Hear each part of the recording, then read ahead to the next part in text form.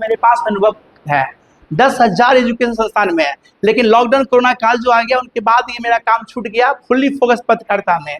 लेकिन अब जो है सोचिए कुछ बच्चों के बीच हम जाए और बच्चों से बात करें, उनसे मुखातिब हुए। क्यों? क्योंकि मेरी जो किताब है वो 18-20 किताब प्रकाशित हो चुकी है, जो कि विभिन्न नामों के साथ है। उन नामों में 3 नाम आपके पास है, जिसका नाम है भाषण कला और छोटी छोटी मगर गहरी बातें भाग 1 और भाग 2 किताब है। जो 3 किताब मेरे पास अवेलेबल है। ये किताब इसीलिए हम आप लोगों के बीच आए हैं बताने के लिए, क्योंकि यह किताब जो है लाखों लाख की संख्या में बिकती है और हर बच्चे इनसे लाभ लेते हैं। क्या आप लोगों के हाथों तक ये किताब अभी तक मिल पाई है? किसी के पास नहीं मिल पाई है। जब मुझे कॉल के माध्यम से, मैसेज के माध्यम जानकारी मिलती है तो पता चलता है कि आप कहाँ से, तो यूपी से, कहाँ से, झारखंड से, कहाँ से, कटिहार से, पूर्णिया से, ऐसी जानकारी मिलती है। तो हम आपको उसी बुक के बारे में बताते हैं, जो बुक का लाभ जो है हजारों नहीं लाखों लाख युवाओं लिया है, लाखों लाख बहनें लिया, लाखों लाख शिक्षकों ने लिया है। वही बुक के बारे में बताने के लिए आज आए हैं। क्या आप लोग रेडी हैं? तो कहते हैं बड़ा खुश हूं आप सबों को यहाँ पाकर, बड़ा खुश हूं आप सबों को यहाँ पाकर, और आप लोग भी खुश रहेंगे मेरी बातों को जानकर। तो अपनी बात शुरू करने से पहले कहना चाहेंगे कि माटी का पुतला हूं, आप सबों से जुदा नहीं हूं। माटी का पुतला हूं, ये तो माफ करना इंसान हूं, कोई खुदा नहीं हो। तो आपका नाम देख लीजिए, छोटी छोटी मगर गहरी बातें, और क्या है भाषण कला 4 in 1 क्या है, और ये है छोटी छोटी गहरी बातें भाग 1 है, ये भाग 2 है, ठीक है ना। ये किताब है। तो ये जो भाषण कला है ये किताब 4 in 1, 3 in 1, 2 in 1 मतलब विभिन्न संख्या में छप के बिक रही है वर्तमान में, और हर बच्चे लाभ ले रहे हैं। तो ये 3 किताब के बारे में बताएंगे, संक्षिप्त जानकारी देंगे। बोलिए क्या जानकारी है? जानकारी यह है कि भाषण कला, तो जिस तरह से नृत्य करना एक कला है, खेलना एक कला है, गीत गाना एक कला है, उस तरह से भाषण देना भी क्या है? एक कला है। बड़े बड़े जन समूह को संबोधित करने के लिए, उत्सव में भाग लेने के लिए, गोष्ठी में बोलने के लिए, सभा में बोलने के लिए, कहीं मंच पर बोलने के लिए भाषण ही एक सशक्त माध्यम है ना।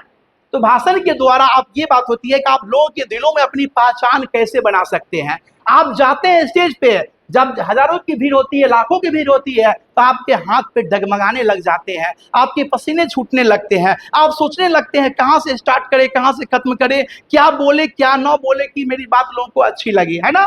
ये तमाम परेशानियां होती है। लेकिन एक भाषण सफल कब माना जाता है?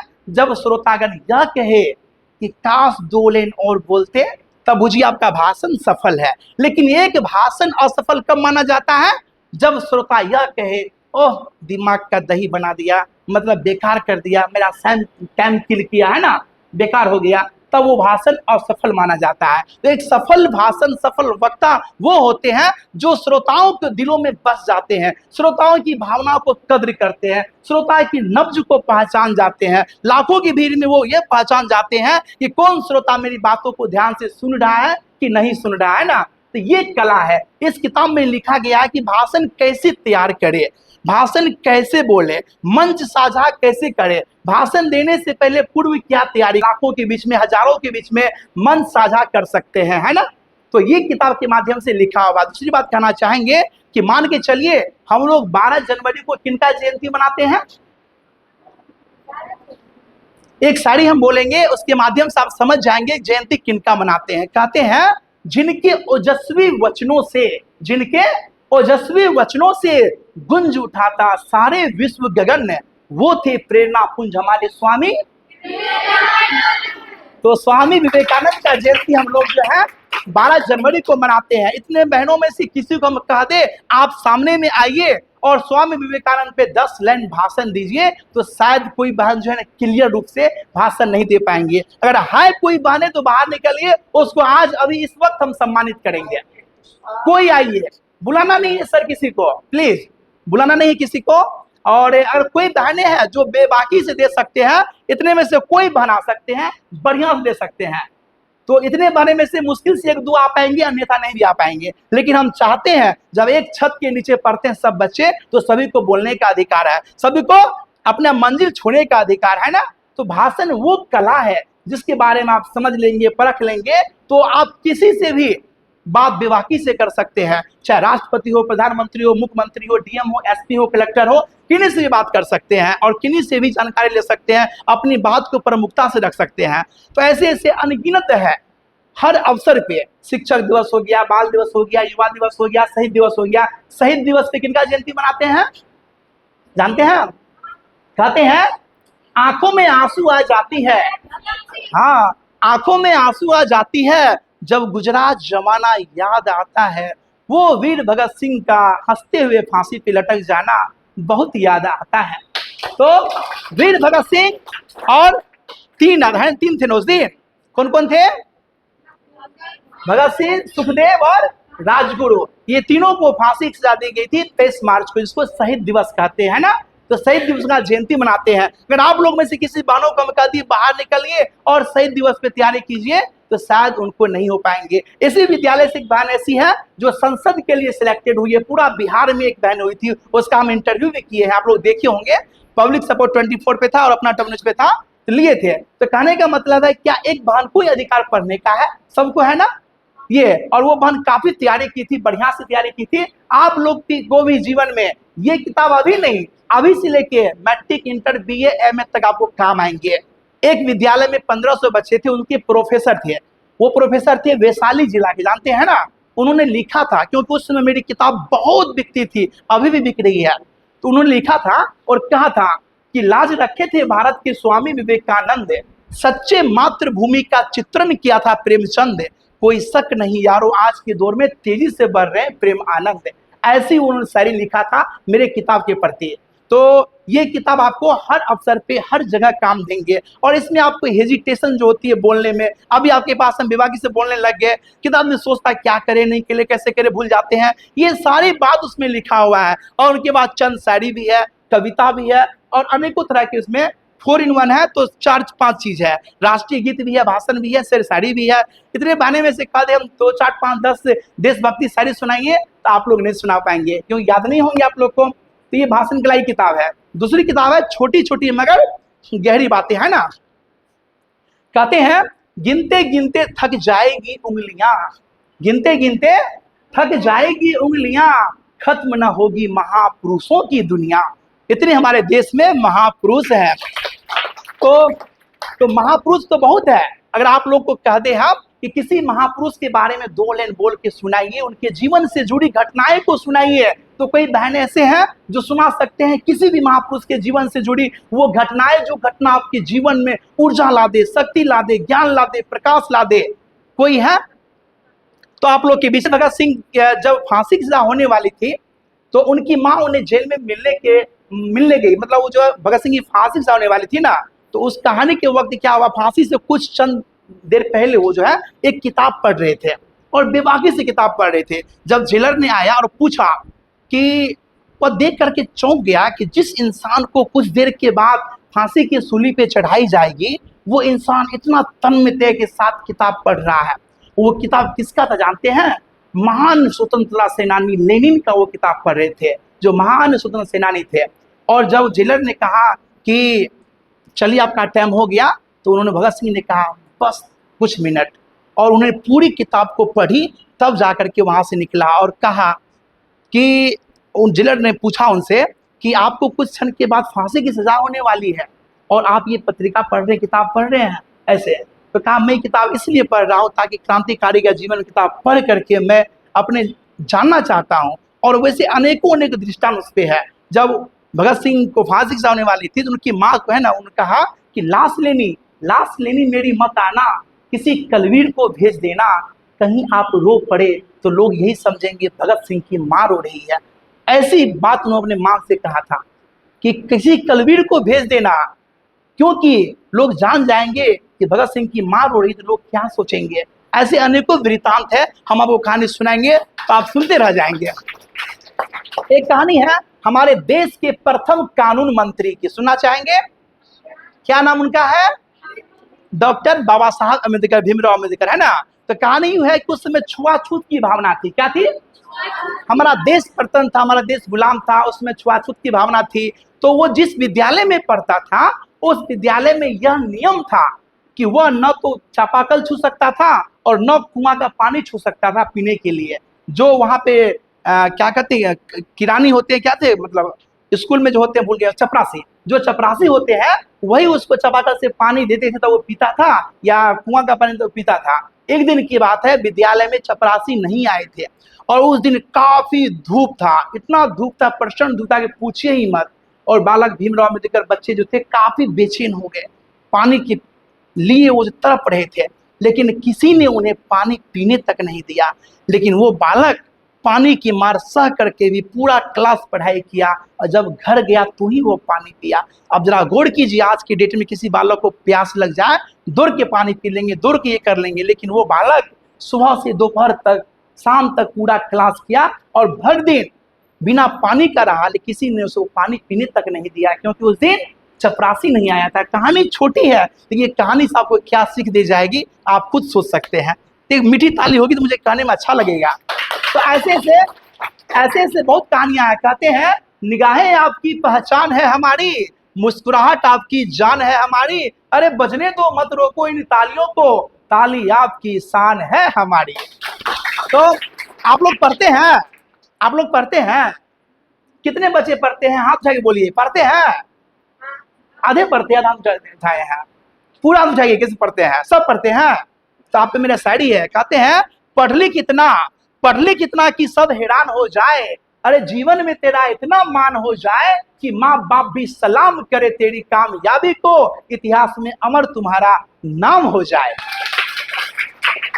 तो अगर क्लास ये भरी हुई रहती तो मुझे बताने में एनर्जी होती, लेकिन बहुत कम महीने हैं, लेकिन फिर भी मैं आप लोग के बीच में आकर के समय दे रहा हूं। तो ऐसी ऐसी अनगिनत कहानी है। अब एक कहानी सुनाएंगे आपको गुरु और शिष्य की, सुनना चाहेंगे? कितने बहन जोर से बोलिए, सुनना चाहेंगे? सुन लीजिए। तो एक गुरु ने एक शिष्य ने कहा गुरु से, गुरु जी मुझे आप अपना शिष्य बना लीजिए। तो गुरु ने कहा कि तुम मेरे शिष्य बनने के काबिल हो भी कि नहीं, इसकी पहले परीक्षा हो जाए। तो शिष्य जो है हर परीक्षा देने के लिए तैयार हो गया। तो गुरु ने शिष्य से कहा, परीक्षा शुरू हो रही है, तो गुरु ने शिष्य से कहा कि अगर तुम्हें कोई गाली दे दे तो तुम क्या करोगे? तो शिष्य का क्या जवाब था, वो जवाब देने से पहले हम बहन से पूछेंगे, आप खड़े हो जाइए। अगर आपको कोई गाली दे दे तो आप क्या करेंगे? कंप्लेन करेंगे। आप क्या करेंगे? क्या करेंगे? कुछ नहीं करेंगे। क्या करेंगे? उसको गाली देंगे। तो सुन लीजिए, सर को बोलेंगे। तो गुरु ने कहा शिष्य से कि अगर तुम्हें कोई गाली दे दे तो तुम क्या करोगे? शिष्य का जवाब था कि मैं उसे धन्यवाद दूंगा इस बात के लिए कि सिर्फ गाली दी है ना, मेरी पिटाई तो नहीं न की। अब गुरुजी सोचने लगा, फिर उनसे पुनः पूछा कि अगर सचमुच तुम्हारी कोई पिटाई कर दे तब तुम क्या करोगे? शिष्य का जवाब था कि फिर भी मैं उसे धन्यवाद ही दूंगा इस बात के लिए कि सिर्फ मेरी पिटाई ही की है ना, मुझे जान से तो नहीं ना मारा। अब गुरुजी चौंक गया। फिर उनसे पूछा कि अगर सचमुच तुम्हें कोई जान से ही मार दे तब तुम क्या करोगे? तो शिष्य ने कहा तब तो मेरे पास करने के लिए कुछ भी नहीं रहेगा, लेकिन फिर भी मेरी अंतर आत्मा उसे धन्यवाद ही देगा, सांसारिक कष्टों से मुक्ति को देने के लिए। ऐसी वो शिष्य की शिक्षा थी। तो क्या जानना चाहेंगे कि वो महान गुरु और वो महान शिष्य कौन थे? कौन थे? जानते हैं कोई? जानना चाहेंगे? आवाज नहीं आ रही, जानना चाहेंगे? वो महान गुरु थे भगवान गौतम बुद्ध और वो महान शिष्य था आनंद। कहानी अच्छी लगी तो जोरदार ताली होनी चाहिए।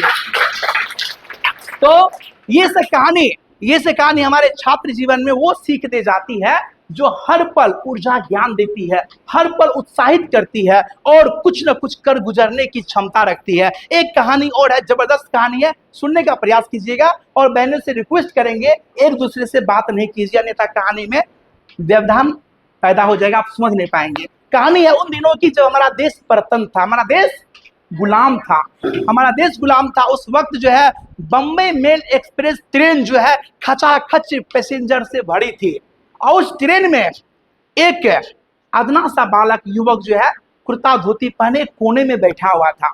उस कोने में बैठे हुए बालक को अंग्रेज लोग जो है ताना मारते थे, उसे गवार देहात निपट देहाती समझ रहे थे, लेकिन उसको उनकी कोई परवाह नहीं थी। वह जो युवक है शांत से कोने में बैठा हुआ था। और उनके ताना मारते थे, हर कुछ करते थे। अगर बात कीजिएगा तो समझ नहीं पाइएगा हम क्या बोल रहे हैं। कहानी सुन रहे हैं। बम्बे मेल एक्सप्रेस खचाखच ट्रेनें से भरी थी। एक कोने में युवक जो बैठा हुआ था कुर्ता धोती पहन करके, और उस युवक को अंग्रेज लोग काफी कह रहे थे देहात निपट, देहात गवार समझ रहे थे। लेकिन वो युवक बैठा हुआ था, कुछ ही क्षणों में क्या करता है, वो ट्रेन की जंजीरों को खींच देता है। क्या करता है? ट्रेन की जंजीरों को खींच देता है। उधर से गार्ड निकल करके आते हैं और कहते हैं कि ट्रेन किसने रोकी है? तो युवक खड़ा होकर कहा ट्रेन मैंने रोकी। तो कहा तुमने ट्रेन रोकी, क्यों रोकी? तो युवक कहता है कि यहाँ से फलांग दूरी पर, क्या कहता है, यहाँ से फलांग दूरी पर पटरी उखड़ी हुई है और नट बोल्ट खुला हुआ है। तो सच्चाई जानने के लिए वह जो है ना गार्ड जो है उस युवक को ले जाता है और 1-2 किलोमीटर जाता है सामने में, तो देख करके अवाक रह जाता है कि सचमुच में पटरी का नट खुली हुई है और जो पटरी बिखरी हुई है। तब कहता है कि तुम कौन हो? तब वह कहता है कि मैं एक इंजीनियर हूं और मेरा ही नाम है doctor M Visvesvaraya. Doctor M Visvesvaraya था। तो जिनके कार्यों में था अद्भुत रवैया, वह थे हमारे डॉक्टर एम विश्वेश्वरैया। ऐसे महान इंजीनियर थे। आप लोग को कहानी लगता है उतनी अच्छी नहीं लग रही अच्छी? चलिए, ऐसे ऐसे नाव से यात्रा कर रहे थे। तो यात्रा कर रहे थे, जो नाव के जो होते हैं कैप्टन होते हैं, उनका नियम था कि अक्सर वो अखबार लेकर के पढ़ा करते थे, अखबार रखते थे, है ना, अखबार रखते थे। तो स्वामी विवेकानंद यात्रा कर रहे थे, यात्रा कुछ लंबी थी, तो उन्होंने क्या किया, कैप्टन से अखबार मांगा और उनको पढ़ने लगा। तो कैप्टन ने कहा अखबार लेते हो लेकिन पढ़ के फिर मुझे वापस कर दो, क्योंकि कैप्टन बहुत ही रुचिकर था अखबार पढ़ने के लिए। अखबार लो लेकिन मुझे पढ़ के फिर वापस कर देना, है ना। स्वामी विवेकानंद अखबार को तन्मयता से, अंतरात्मा से पूरा पढ़ते गया, पूरा अखबार खत्म कर दिया। लेकिन समुद्र में इतनी लहर थी, इतना हवा बह रहा था कि वो अखबार क्या किया, उड़ गया और समुद्र में गिर गया। समुद्र में गिर गया, आप करे तो करे क्या, है ना। इतने में क्या करता है वो स्वामी विवेकानंद, किसी से डायरी लेता है ना, कागज लेता है, कलम उसके पास था ही। जो अखबार में बातें होती है वो सारी बात उनको A to Z उतार देती है उस डायरी में।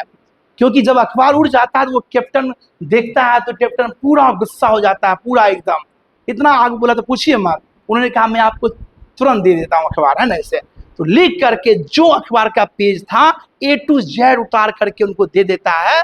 वह देखता है कैप्टन, देख करके कैप्टन अवाक रह जाता है कि कैसे ये हुआ, कैसे। ऐसे महान संत थे, ऐसे महान ज्ञानी थे स्वामी विवेकानंद, जिन्होंने, हमारा देश गुलाम था उस वक्त, 7 समुंदर पार अमेरिका में जाकर के जब भाषण दिया तो वो भाषण इतिहास बन गया। अंग्रेजों ने, मतलब अमेरिकी वासियों ने ये कहा कि एक गुलाम देश के संत भी हमें अमेरिका को संबोधित करने आ गए हैं, और इतने बच्चों के बीच में संबोधन किए, इतने युवाओं के बीच में संबोधन किए। तभी उनका था कि जिनके ओजस्वी वचनों से गुंज उठा था सारे विश्व गगन, वो थे प्रेरणा पुंज हमारे स्वामी विवेकानंद।